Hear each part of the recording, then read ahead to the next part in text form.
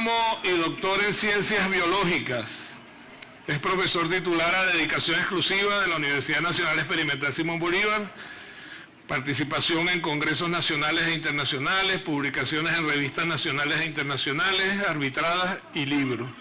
Asesor de tesis doctorales, coordinador de proyectos de investigación, fue director del Instituto Nacional de Investigaciones Agrícolas, presidente encargado de la Fundación Instituto de Estudios Avanzados, presidente del Consejo Superior, exmiembro del directorio de la Corporación Socialista del Cacao Venezolano y es actualmente vicerrector administrativo en la Universidad Nacional Experimental Simón Bolívar.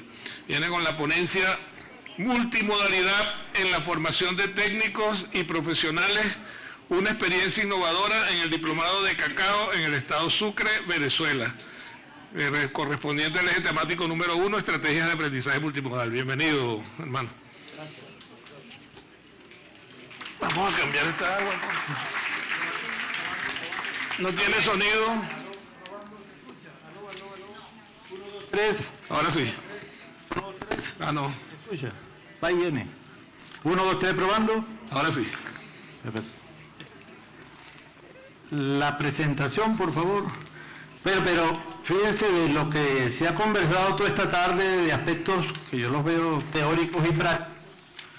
Entonces vamos a la práctica, al hacer. O sea, cómo la multimodalidad. Se le fue el audio otra vez. Sí, va y viene. Cómo la multimodalidad nos ayuda, nos puede encaminar hacia dar soluciones a problemas, inclusive problemas del país importantes. Fíjense, aquí tenemos una experiencia bien bonita del uso de la multimodalidad en la formación de técnicos y profesionales, en el caso del diplomado que diseñamos conjuntamente el Ministerio de Ciencia y Tecnología, la Universidad Central de Venezuela. Estamos. Probando. Ajá. La Universidad Central de Venezuela, estas instituciones hermanadas, fíjense, aquí hablamos de que teníamos que colaborar entre todos. Entonces hay experticia. En este caso, la Academia de Ciencias Agrícolas acredita, la Universidad Central de Venezuela y la Universidad Simón Bolívar ponen conocimiento, producto de su trabajo de investigación que realiza y su experiencia, y el Ministerio de Ciencia y Tecnología nos pone los recursos para poder hacer las cosas. Entonces, en el marco de lo que hay un cultivo que es estratégico para el país, que es el cultivo del cacao. En el marco de un plan nacional que lanza el presidente de la República de recuperación de las plantaciones de cacao, se da la necesidad de formación de personal profesional y personal técnico y formación inclusive de productores. Y en eso se basa esta experiencia multimodal que vamos a ver más adelante. La próxima, por favor. Entonces, fíjense, importante porque conversar un poquito en esto de la importancia del carácter estratégico del cultivo del cacao para Venezuela. Venezuela tuvo en la época de la colonia viviendo 100 años, siendo el primer exportador de cacao del mundo. El cacao es un cultivo tropical de aquí de la América, que su origen es el arco amazónico, el origen del cultivo, y el país, nuestro país estuvo generando divisas, inclusive en plena guerra de independencia produciendo, siendo el primer productor mundial, y hasta los años 60, 70, estuvo conjuntamente con café, nuestro país, en parte de lo que era la diversificación de su economía, había exportación tanto del cultivo del cacao como del cultivo del café. De toda esa trayectoria del cultivo, fíjense que una de las cosas de más peso, de importancia estratégica para el país, es que es un cultivo que es compatible con la preservación del planeta. Porque es un cultivo que se realiza en el sotobosque, que hay que usar sombra temporal, que hay que usar sombra permanente, y eso permite a la preservación del agua. de los ríos, de los suelos, están, digamos, hay un dosel y hay diferentes estratos protegiendo el recurso suelo. Nosotros tenemos una producción nacional atomizada, o sea, hay muchos pequeños productores y hay pocos grandes productores produciendo cacao. La mayoría de nuestros productores son productores orgánicos. En el pasado, cuando existió la corporación, el Fondo Nacional del Cacao, la producción estaba basada en paquetes tecnológicos utilizando productos agroquímicos que contaminan el ambiente, pero hoy en día el cultivo del cacao prácticamente es un cultivo orgánico. Sin embargo, ¿qué ocurre? ¿Qué ocurre en el país? Tenemos ese cultivo, tenemos esa potencialidad, tenemos que salir de un país monorrentista, exportador de petróleo, solamente, y hay un cultivo que es altamente potencial y que tenemos unas ventajas comparativas con el resto de la zona ecuatorial alrededor del planeta que produce cacao, que es que dentro de esos países, que los principales son los países africanos, Costa de Marfil, Ghana, y otros países más del continente africano, hay en América y en Asia, hay unos pocos países, el 5% de la producción mundial, que produce lo que se llaman cacao finos de aroma. Y Venezuela ha sido reconocida cuando se crea la Organización Internacional del Café y Cacao después de la Segunda Guerra Mundial. Venezuela, que tiene toda una tradición de cultivo desde la época de la colonia hasta nuestros días, y que estuvo produciendo en esclavitud y que hoy produce en libertad, bueno, tiene todas unas necesidades de investigación y de formación de profesionales que se dediquen al cultivo y que le puedan transferir conocimiento a los productores, en este caso a los campesinos. Bueno, en ese marco, sobre todo porque este es un cultivo que es generador de fuentes de trabajo, que es un producto de exportación, con toda la tradición que tenemos de cultivo, entonces en ese marco tenemos, la próxima por favor, tenemos, fíjense que el país de las ventajas competitivas, ese mercado mundial es menos del 5%. Si Venezuela se dedica a producir cacao, que debiéramos tener hoy en día, estimamos que hay 75.000, 80.000 hectáreas, si en este momento nosotros hubiésemos tenido una política sostenida del Estado venezolano e incentivar ese cultivo y tuviéramos 200 o 300.000 hectáreas que tenemos las áreas potenciales para el cultivo, el país de hoy estuviera en una situación de bonanza económica. ¿Por qué? Porque hoy en día un saco de cacao de 50 kilos vale 5 veces lo que vale un barril de petróleo. Y el cultivo del cacao es un cultivo que es un recurso natural renovable, a diferencia del petróleo, que es un recurso natural no renovable. Cuando se acaba, lo que deja en los áreas donde se produce, lo que deja es contaminación y destrucción. Tenemos una demanda creciente de consumidores, una demanda no satisfecha. Nosotros, ¿cuál es la problemática que tenemos? Tenemos una inmensa, se desarrolló esas 70.000 hectáreas, 80.000 hectáreas con materiales poco productivos, de poca calidad. Fíjense que la primera vez que hicimos recolección de material para tener bancos de germoplasma, para tener materiales de calidad, se hizo después de 500 años, se hizo en el año 45. Y la segunda vez que se hizo en el año 1995. Ahorita hay un auge. Con todo eso, bueno, tenemos un mosaico y una calidad intrínseca reconocida a nivel mundial. Pero se han hecho estudios desde hace 70 años que pueden ser transferidos perfectamente a los productores. Pero necesitamos, para los mercados internacionales y para nuestro mercado interno, asegurar calidad y cantidad en el tiempo. La próxima, por favor. Entonces, fíjense, tenemos en el marco de ese proyecto, se llama, conjuntamente con el Ministerio de Aplicaciones de la Ciencia, del Ministerio de Ciencia y Tecnología, la Red de Aplicación Científica y Tecnológica para el Fortalecimiento del Cacao, que lo estamos haciendo a nivel nacional en todas las áreas actualmente productoras. Y entonces hay un plan del Ministerio de Ciencia y Tecnología para el fortalecimiento de ese cultivo.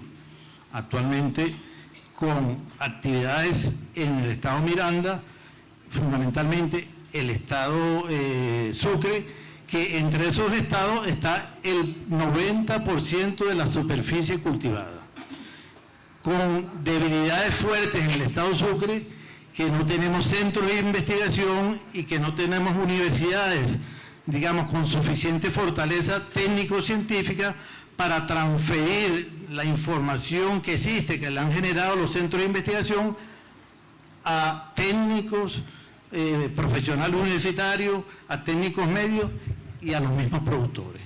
Entonces, en ese contexto, con ese potencial del cacao, por favor la próxima. ¿Qué realizamos? ¿Cuál es la experiencia? Digamos, utilizando multimodalidad.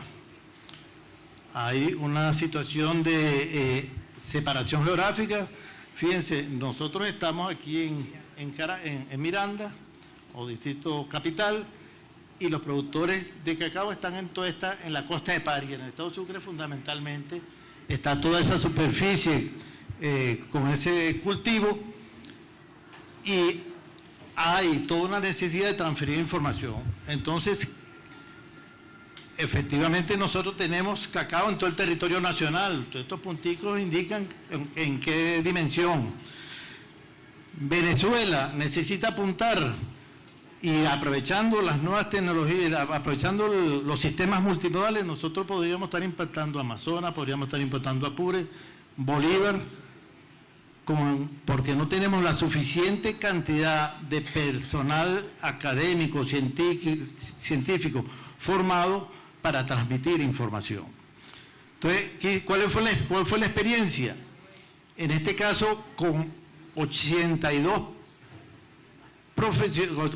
personas conformados por profesionales universitarios egresados de la carrera de Ingeniería de Alimentos, TSU egresados de la carrera de Ingeniería de Alimentos y productores, porque aquí estamos trabajando con la doctora Gabriela Jiménez, ministra de Ciencia y Tecnología, en un programa que ya viene, que es Alianza Científico-Campesina. Aquí hay intercambio de conocimientos e intercambio de saberes de acuerdo a la experiencia que tienen esos productores en sus unidades de producción. Diseñamos entonces, existe todo un bagaje de conocimientos, y entonces diseñamos clases teóricas y clases prácticas presenciales, y utilizamos también la plataforma, en este caso Google Meet, y ahí quiero hacer un comentario. Usamos esta porque es una de las pocas que tenemos disponibles, o Zoom o Google Meet, y gratuita. El Estado venezolano, si quiere independencia tecnológica, debiera desarrollar herramientas de este tipo que nos permitan realizar este tipo de actividades. Entonces, la multimodalidad aquí consistió en clases teóricas presenciales y prácticas, teóricas y prácticas presenciales, y clases a distancia. Bueno, nos separan cerca de 800 kilómetros. El diplomado comenzó en marzo del año pasado y terminó en septiembre del mismo año, y me correspondía a este servidor y a todos los colaboradores viajar a Paria por lo menos cada 15 días o cada 3 semanas. Entonces, por aquí ahorrábamos un poco el viaje y teníamos una interacción perfecta con los estudiantes. Estábamos utilizando, en este caso, la plataforma Google Meet, el Ministerio de Ciencia y Tecnología, en el sitio que escogimos académico allá, que fue una demarcación del Ministerio del Poder Popular para la Salud, que se adecuó en el municipio Cajigal, en la población conocida como Quebrada de la Niña. Ahí era el sitio, digamos, académico, donde hicimos clases teóricas y clases prácticas pero también fuimos a hacer las clases prácticas directamente en las unidades de producción de algunos de los cursantes. Como elemento adicional, todas las clases teóricas preparadas con algunas con ayuda de inteligencia artificial, con todo el material que disponemos de 20 años de trabajo con el cultivo, de la experiencia en todas las fases del cultivo, de su historia, su botánica, vamos a ver un poco cada uno de ellos, pero con todo ese bagaje, construir un material en un sistema de presentación, no voy a hacerle propaganda a ninguno, y a través de esta plataforma hacíamos intercambio de información, pero fíjense, no una aula virtual, la interacción era en vivo, sincrónica. Allá en Paria, el Ministerio de Ciencia y Tecnología colocó una antena en ese sitio que no tenía acceso a Internet, se colocó una antena satelital y nosotros aquí desde la Universidad Central o desde la Universidad Simón Bolívar estábamos dando las clases cuando nos tocaba dar las clases teóricas.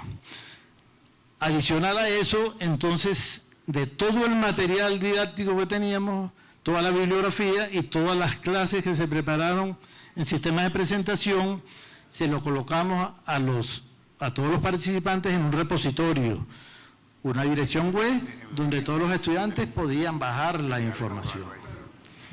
¿Qué hicimos adicionalmente? Esto era un diplomado que tenía una evaluación, que tenía una certificación que iba a dar la CAP.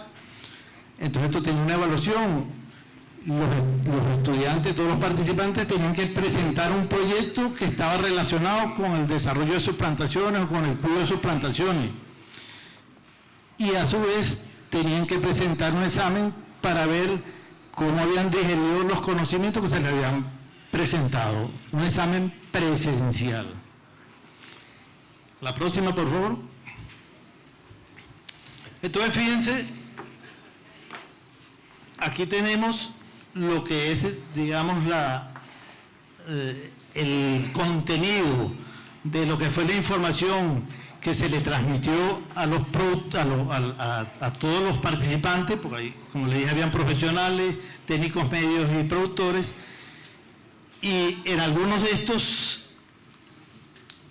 temas, por ejemplo, reconocer y manejar las formas de reproducción del cacao, le transmitimos la información teórica, le pasamos peliculitas de cómo era el proceso de fecundación de la flor y cómo son todos los procesos para, por ejemplo, reproducir asexualmente el cacao, pero no, con eso no bastaba. Entonces, en esta fase había que hacer una práctica y una de las cosas que hicieron fue, los enseñamos a polinizar el cacao, a poner a parir el cacao. El cacao, de forma natural, lo polinizan unas mosquitas muy chiquiticas, mínimas, pero esas mosquitas logran polinizar cerca del 3 al 5% de la capacidad de floración de la planta. La ciencia, a través del mejoramiento genético, utilizó la polinización manual para hacer cruces. 5 minutos. Está bien, 5 minutos. Eso se llama discriminación. Yo estuve contando el tiempo que tuvo la profesora hablando y... Tranquilo, que no le diste... Ya voy a redondear. Pero entonces, la ciencia, pero esto entonces lo aprovecha la ciencia, nosotros podemos hacer mejores variedades genéticas, transfiriendo genes de resistencia, enfermedades a plagas o mejor producción, pero también nosotros podemos hacer producción de semillas de calidad cuando conocemos el padre y la madre, que es un grave error de la producción de cacao en Venezuela, que no se hace. Y lo otro es que nosotros podemos incrementar la producción, si nosotros podemos ayudar a la planta, y eso se lo enseñamos a los productores a través de eso.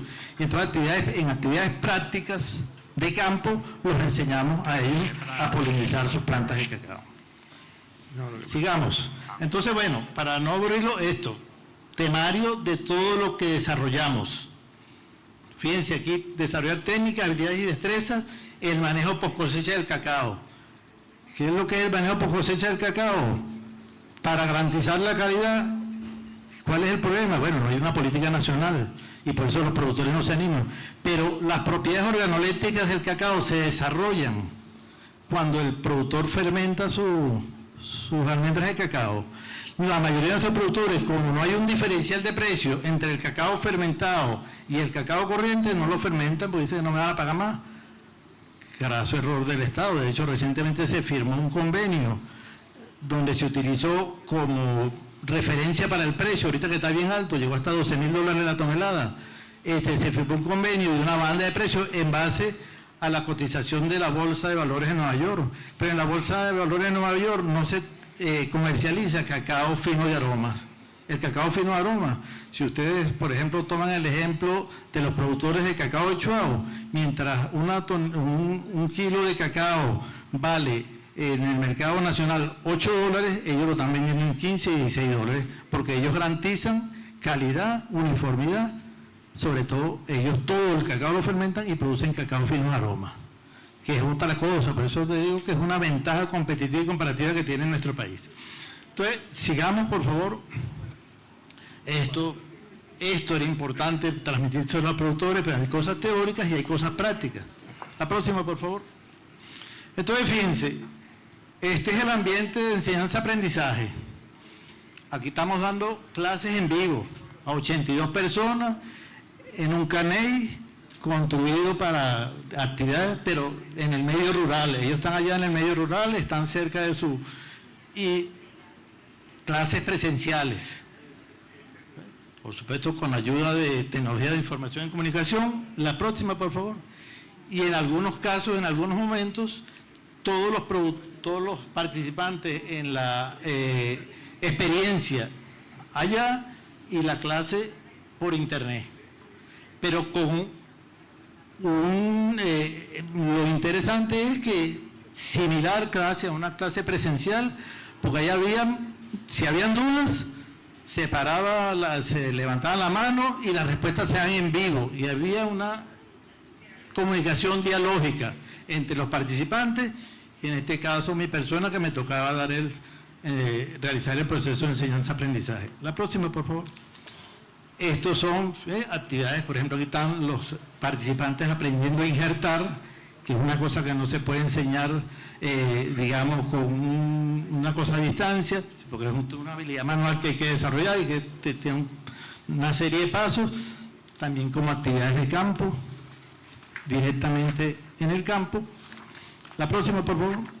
Y, por supuesto, como le dije, la evaluación lleva consigo un proyecto y lleva la presentación de un examen presencial, de manera de evaluar realmente si los participantes lograron captar los contenidos de las actividades que hacíamos. Inclusive las actividades prácticas, la cantidad de plantas de éxito. Cada uno de los participantes injertó 10 plantas y parte de la evaluación era cuántas plantas lograron pegar los injertos, dándole todas las oportunidades que lo hicieran. Entonces, esto es una experiencia muy bonita de multimodalidad que nosotros podemos replicar en abanico a lo largo y ancho del país, de manera tal de que, ¿cuál es el problema que hay en esta zona? Bueno, hay una extensa superficie cultivada y hay poco personal técnico. ¿Qué dejamos aquí ahorita? De los 82 participantes, 15 de ellos eran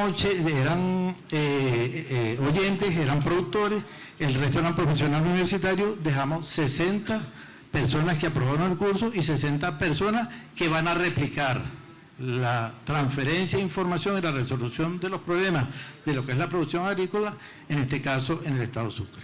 Lo mismo queremos replicarlo para todo lo que es la parte occidente del país, para centro, de manera tal que el país pueda desarrollar este importante rubro estratégico para diversificar la economía nacional.